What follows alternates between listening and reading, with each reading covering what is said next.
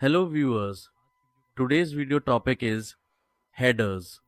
We will divide this video into two parts. In the first part we will see how to make changes to an existing header, and in the second part we will see how to create a custom header.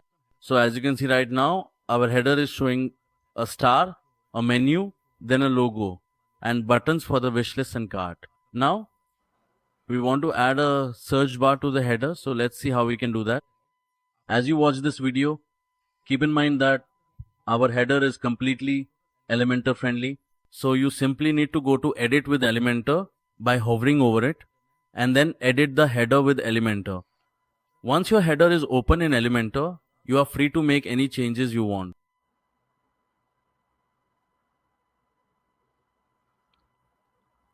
Now, if you want to remove this, you simply need to right click on it, and after right clicking, you can delete it.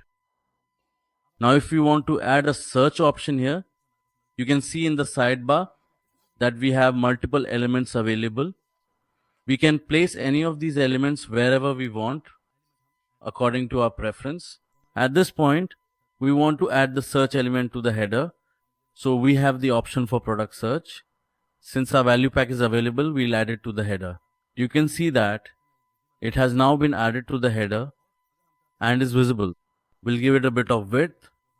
And if you want to show the search text, suppose we want the search text to be displayed, it will become visible here. We'll give it a top margin so that it aligns properly in line. Alright. Now if you want to change the search text, just like we enabled the text here, you can also change it from here. If you want to change the icon, you can change the icon as well.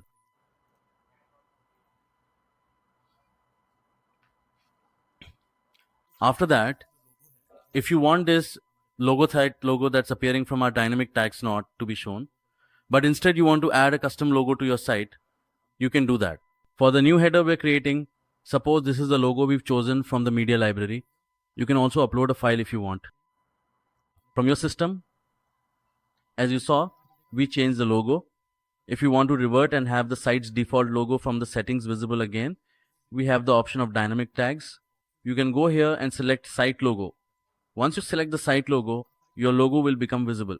After that, we'll save our changes and check whether our changes are reflected on the front end or not. Right now you can see that there is no search option here. Instead there is a static option. We removed that and added the search option in its place, so we'll refresh the page.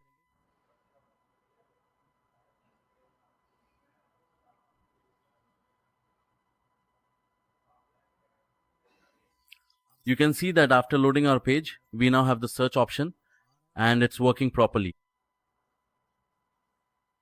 If you want to lighten this color scheme, which is a bit dark for both the icon and the search text, you can simply go to Elementor, click on it, and here you have the color scheme. We'll just make it a little lighter.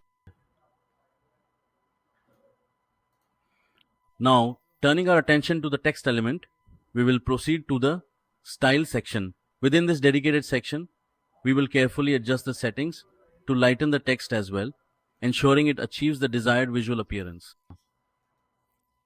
Save the changes once more, and you will immediately observe that our color now presents itself as noticeably lighter. This visual adjustment is quite significant. You have the complete freedom to fine-tune this particular setting according to your own personal preferences, artistic vision, and the overall color scheme you are aiming to achieve for your project or design. This allows for a high degree of personalization and creative control over the final aesthetic outcome. So this was basically how we can make changes to an existing header. If you want to create a brand new custom header, simply navigate to the administrative dashboard, and within the comprehensive WordPress dashboard menu, you will certainly have the convenient option for customization. Now, the theme builder we have is basically used if you want to create a custom header, footer, single page, 404 page, mega menu, shop page, hooks, or whatever else we want to make. This theme builder helps us create all kinds of custom templates. We'll click on add new template, and from here we'll select what we want to create. Since we're talking about headers right now, we'll select header. We'll define the name of the template, for example, post custom header 3, and we want to display it on the entire site. But if you want to display it on a specific page, you can select a page from here then your custom header will only be visible on that page and not on any other page. So we are creating it for the entire site. We will click Save and Edit. When we click the Save and Edit option, it will redirect us to Elementor.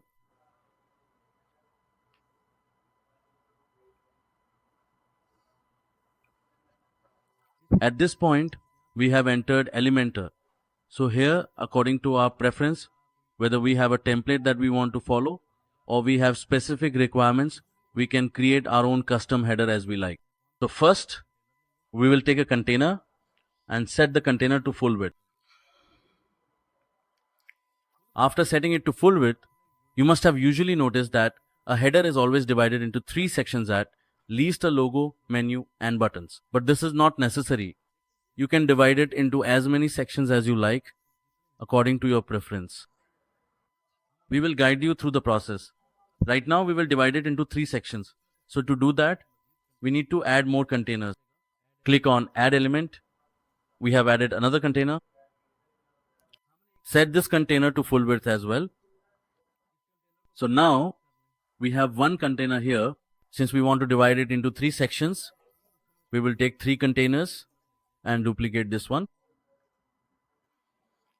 Now we have 3 containers shown, 2, 3, but they are showing vertically, not horizontally. To display them horizontally, simply click on our main container and in the directions, set the display to horizontal row. In CSS, this is called display flex.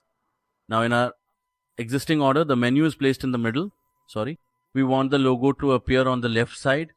So we'll simply add an element and insert an image into it. Now, after adding the image, we have 2 options. One for a dynamic tag and one to choose an image. When you choose an image, you can either select one from the library or upload a file from your system. Suppose we upload the logo, you can see that our logo is now visible.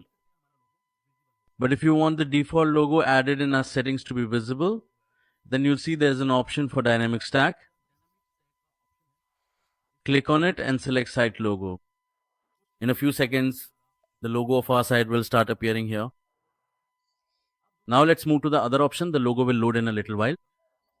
In the second option, if we want to add a navigation menu here, how do we do that? Again, you need to add an element here and take note of one thing. We have a lot of elements available here. You can add any element you like according to your preference, but we want to add a navigation menu. There are multiple ways to add a navigation menu. We can also use custom links.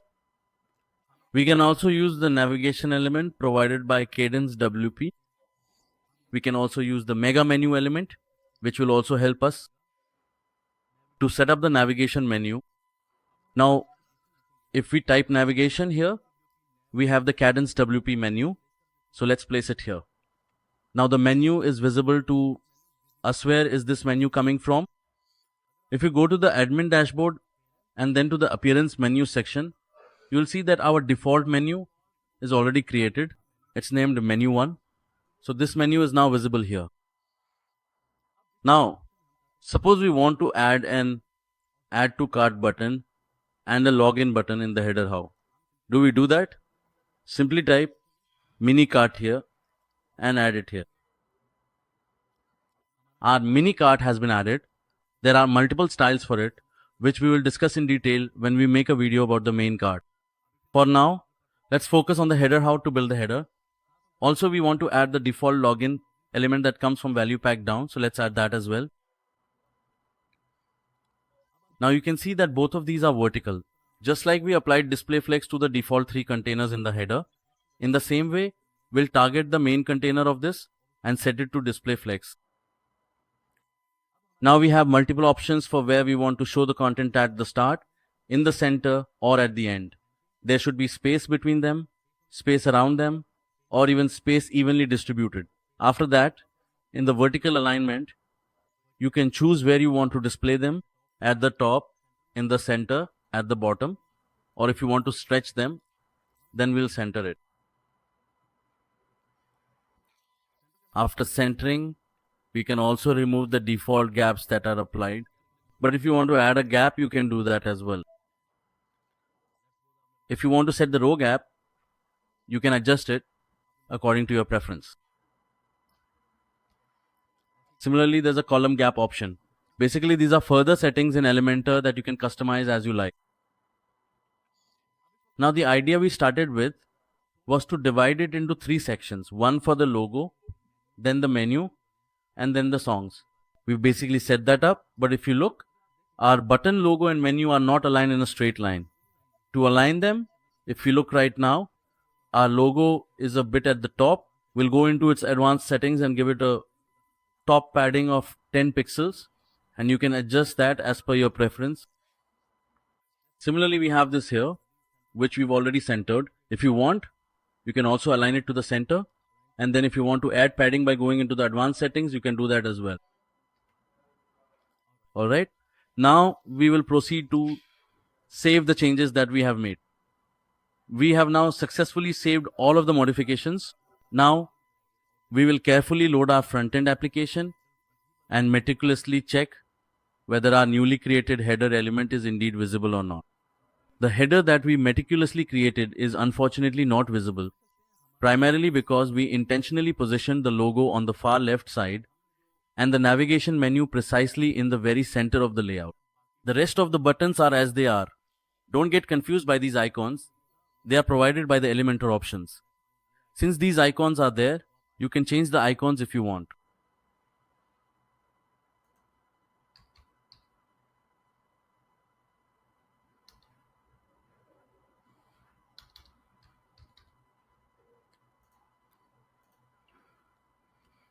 So just like I changed the icon for the login button, you can change it the same way.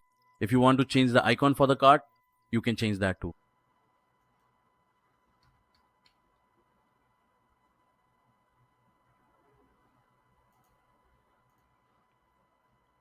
So at this point, we have changed the icons. If we want to resize the icons, we can easily do that as well. We can also lighten the color of the icon a bit so that it matches the rest of our header. But let's come back to the point that when we reloaded the page, our header didn't appear here. What's the reason for that? Actually, by default, we had already created a header, but now we made a new custom template. So if we go to the admin dashboard menus, in QWP the builder, the custom header we created is named custom header 3, but we already have a header called home that is currently active. Now we want this one not to run, but instead the custom one we made should run. So we will simply deactivate this one.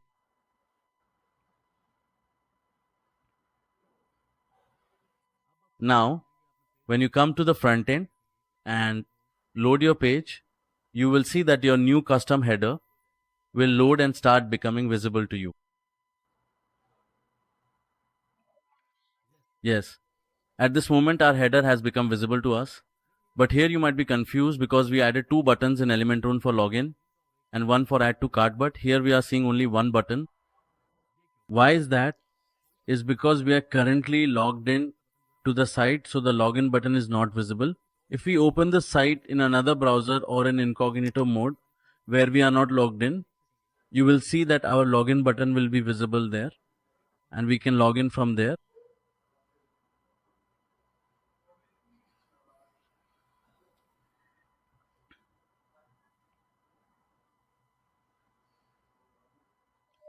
Yes, as you can see right now both buttons are visible to us. The cart button is also showing up, and after that we have the login button from where we can log in. So basically this was the method for how you can create a header. Now if you scroll, you'll notice that your header is not sticking with the page, but this setting is also available in Elementor. If you navigate to Elementor and then proceed to the dedicated header settings, you will readily discover the comprehensive header option. Should you desire your header to remain persistently sticky, then you must enable this particular and highly useful option, specifically the sticky on scroll bottom feature.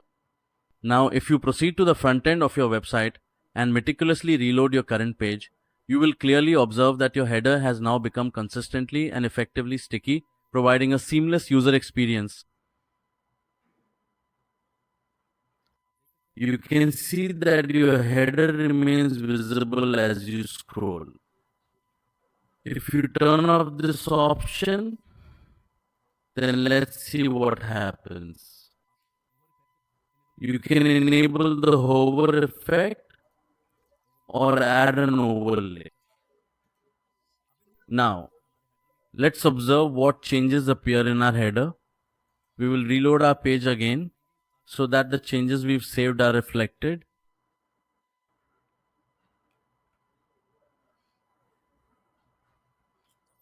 Now, you can clearly see that your header consistently remains visible as you smoothly scroll all the way down to the very bottom of the page. And as soon as you begin to scroll back up from the absolute top, your header gradually starts to become visible once again, precisely because we have intentionally disabled the bottom option. If you then proceed to enable the bottom option again and subsequently reload the entire page, you will distinctly observe that now, whether we scroll extensively to the bottom or even to the very top, our header steadfastly remains sticky and in place. Previously, we did not possess a background color within the options, but now we have thoughtfully added a vibrant color here as well. Furthermore, we've carefully selected a specific color for the hover state, and the overlay element's color, which was originally a plain white, has also been significantly changed to a new hue. Besides all of this, if you genuinely desire to change the background color of your default header, you can effortlessly do so within the comprehensive main header settings. In the main container, you can go to its specific style settings, and from there, you are able to easily change your desired color. If we then reload our entire page again, we can clearly see all the significant changes we're making live, which genuinely helps us to further develop our comprehensive understanding as we continue to go along with the process. Now you can see that when we change the color, all the colors have been updated. If you look at the header's background color, the text color doesn't really look good. It's not properly visible. So we'll simply change the text color as well. If we reload our page again, you can now see that we have a beautiful header at this point. We've only added limited data for now, but if you want, you can add more data as you wish. However, our layout isn't breaking anywhere. Our header is made beautifully. If you notice, when we scroll, the color is white because in the Elementor settings, we've selected that when we scroll, the color should turn white. You can see that we've set it to white. I hope you now understand how to create your own custom header and how to make changes to an existing header. Hopefully, you all enjoyed this video. Thank you so much for watching this video. Take care.